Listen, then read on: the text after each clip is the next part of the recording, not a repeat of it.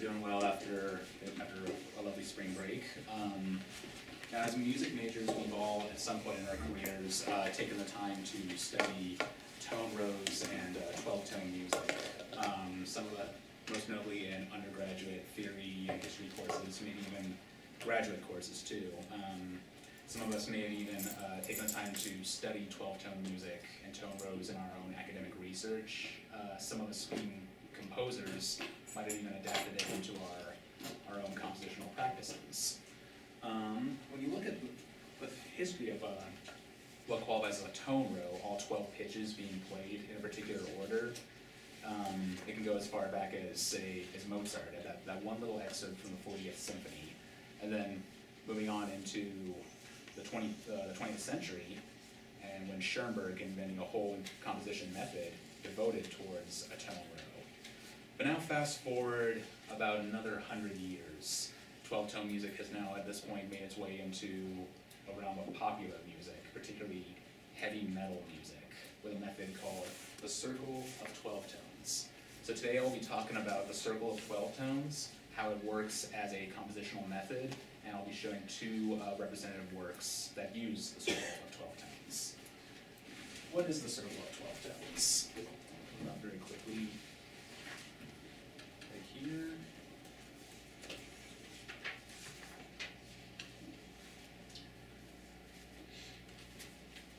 The circle of 12 tones is basically, it's built on a tone row, but it's the idea that all 12 notes are placed onto the face of a clock, and that clock is sectioned off into fragments, and those fragments are used for determinants for melodies and harmonies. There it is right here. This particular example, it has a particular tone row order. It's in no set order per se, but the composer or songwriter who uses a circle of 12 notes may use any particular order that they wish. This technique was invented by an American heavy metal guitar player named Jarzombek.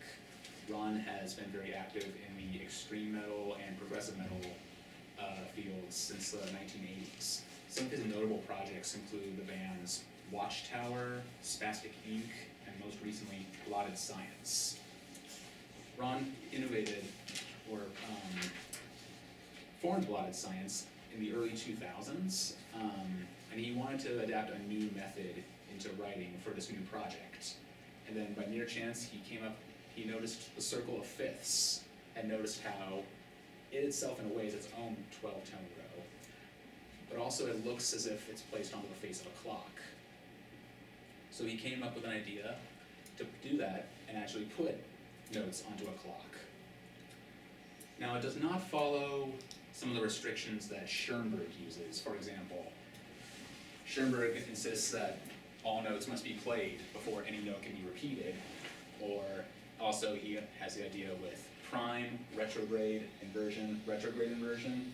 In the circle of 12 tones, no one needs to worry about that. There's no restrictions in any sort of way, shape, or form. In fact, the only thing that's similar between Ron's method and Schoenberg's method is just the idea that it uses a quote-unquote tone row. A quote from Ron himself: "What the system does is group up notes in various set combinations, while giving you the total freedom to do whatever you want with the notes. Normal chord progressions go out the window, chords with dissonances do not have to resolve, new artificial scales, chords, clusters pop up," end quote. So in a way, the fragments that are developed from this 12-tone clock work almost kind of like scales or chords. Now because this is built on a quote-unquote tone row, one doesn't necessarily have to make it quote-unquote atonal. If one wants to make a reference to tonal harmony in any way, they are free to do that as well. For example, from 10 o'clock to 1 o'clock, it contains an A, C, and G, and just so happens to form an A minor 7th chord without a 5th. If you find those kind of harmonies in any of your determinants, Ron encourages one to feel free to use them. If you look at the first page of your handout, here are some common fragmentations of the circle of 12 tones provided from Ron's own website. For now, we will stick with 6-note groups, 4-note groups, and 3-note groups. If you look at the bottom row, he lists 6-note groups. The first 6-note group is from 12 o'clock to 5 o'clock. The second 6-note group is from 6 o'clock to 11 o'clock.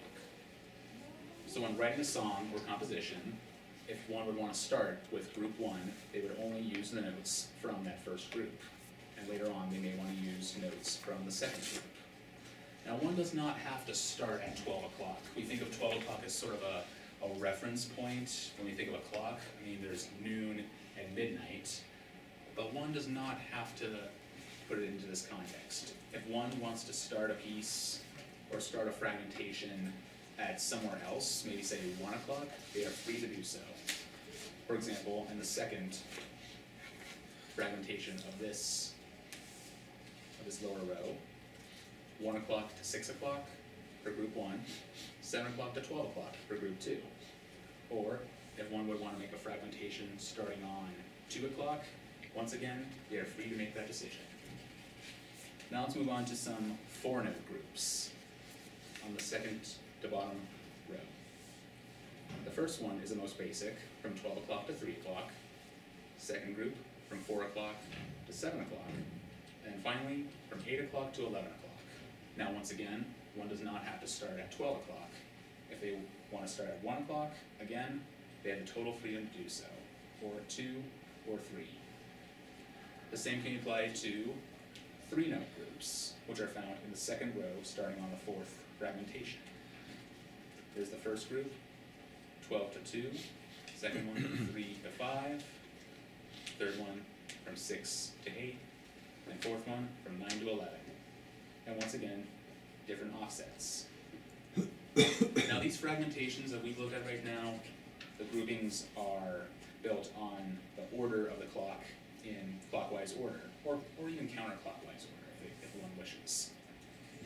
If someone wants to space it out, again, they have the freedom to do so.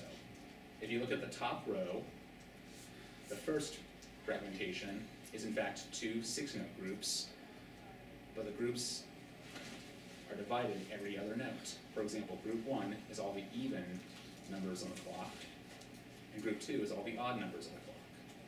This can also be done for 4-note groups and 3-note groups.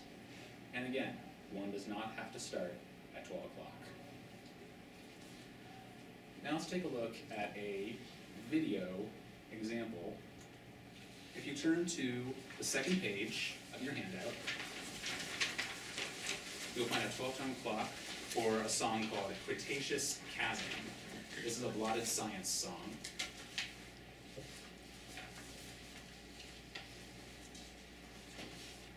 And what's very cool about this video is that the fragmentations that are used in the song will be highlighted as it's playing, and also the notes that are being played at the time are going to be extra highlighted.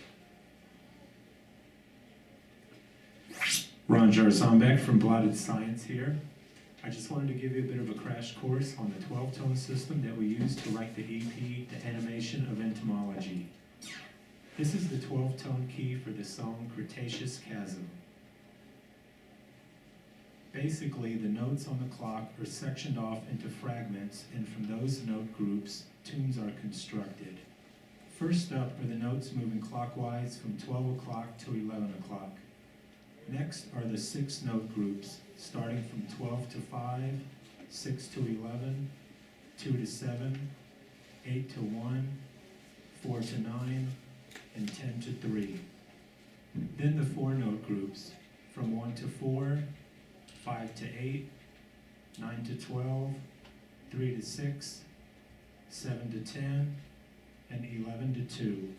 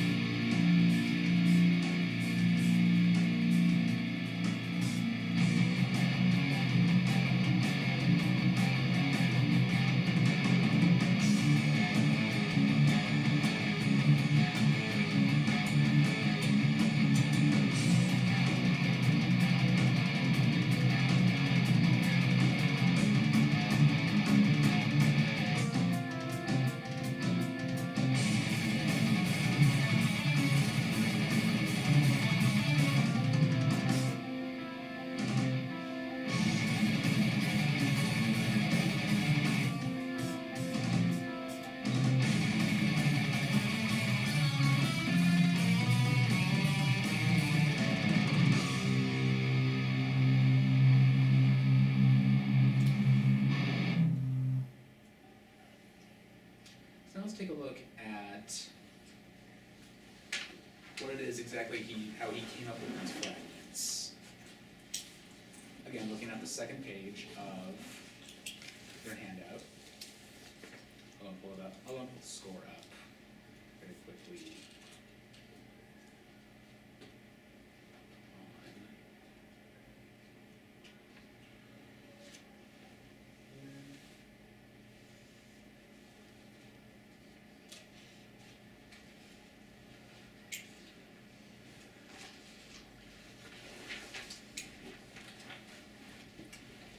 So he starts off with a 12-note fragment.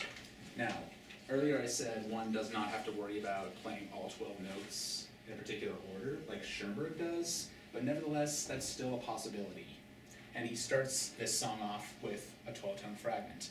And this 12-tone fragment, in fact, is actually a very important part of the song in general, because everything else is almost kind of based off of it. Going on to the 6-note fragments, they almost kind of work in pairs. The first two 6-note fragments are a pair, the next two are a pair, and so are the final two. In fact, the first two 6-note fragments are simply the 12-note fragment, but just divided in half. Again, starting from 12 to 5, and then from 6 to 11. Now the next pair of 6-note fragments, 2 to 7, 8 to 1, are in fact the same exact 12, or also the 12-note fragment, but only offset by 2 spaces on the clock. The same for the final 2 6-note fragments. What's also very interesting, if you notice, the starting notes on all the 6-note fragments are on the even numbers of the clock. 12, 2, 4, 6, 8, and 10. So in a way, there's almost kind of an additional 6-note fragment embedded with the starting notes of this piece, and that is all the even numbers of the clock.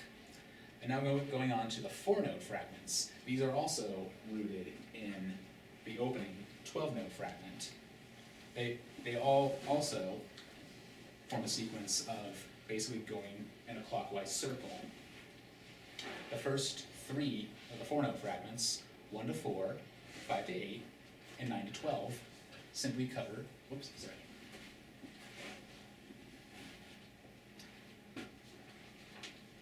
cover the entire circle. Now if you look at the next 3 of the 4-note fragments, they also do the exact same thing. Only this time, again, being offsetted by 2 spots on the clock. So similar to the 6-note fragments. And what's also interesting, so if you look at this one from 3 to 6, there's 1, and then 7 to 10, and then 11 to 2, to complete the circle. With that also, the 4-note fragments just so happen to start on the odd numbers of the clock. 1, 3, 5, 7, 9, and 11. So there's an additional 6-note fragmentation embedded within the 4-note fragments, combined with the 6-note fragment embedded with the starting notes of the clockwise 6-note fragments. They almost work together and form, essentially, the opening 12-note fragment. So similar to how Schoenberg may have came up with, wanted to devise a method to using his own 12-tone system, Ron has also adapted his own way to using it. I first discovered the circle of 12 tones in the summer of 2014 when I was taking guitar lessons with a local heavy metal guitar player. He told me about this as I was taking one during one of our lessons, and this just happened to be a time where I was getting into the second Viennese school and really starting to listen to what they're doing and find out what they're doing. So, on one hand, it was a 12-tone system, the second Viennese school, combined with heavy metal. Naturally, I was hooked, and I decided to give it a try myself. It's not necessarily my #1 composition method, but I've adapted it to quite a few pieces at this point. Turn to the 3rd page in your handout. you'll find something called the 12-tone clock for Suiporg Nonam, similar to the one for Cretaceous Chasm. This is a piece that I wrote in the spring of 2015. It's for flute, cello, and bass. And with this one, I wanted to adapt Ron's writing method into one of my own practices, but at the same time, I also wanted to bring in my own compositional voice. If you note in Cretaceous Chasm, there really wasn't any sense of tonality or tonal pitch center. Again, he disregards calling 12 o'clock, for example, as the tonic. For this piece, I kind of wanted to hint at some form of tonality. So I went ahead and called 12 o'clock the G. G is essentially going to be the so-called tonic. In fact, this tone row is the exact same tone row from Alban Berg's violin concerto. In fact, the name of the piece, Suiporg Nonam, is Manon Gropius, spelled backwards. Manon Gropius is the daughter of Alma Mahler, whom Berg dedicated his violin concerto to. So the fragments for Suiporg Nonam, this is only the first movement. There's 4 12-note fragments, first from 1 o'clock to 12 o'clock, then from 5 o'clock to 4 o'clock, then from 9 o'clock to 8 o'clock, and then finally 6 o'clock to 5 o'clock. There are only 2 6-note fragments. First one is all the even notes on the clock, and then second, all the odd numbers of the clock. Then the 4-note fragments, 12 to 3, 4 to 7, 8 to 11, 9 to 12, 8 to 5, and 4 to 1. I will go ahead and play a recording of this opening movement. This recording comes from last spring's Public Works concert here at the Hartt School, and it features Allison Hughes on flute, Andrew Rosen on cello, and Grant Blashka on upright bass. I will also include, with this slideshow, the score, and the score will have the note fragments written into it when they are used.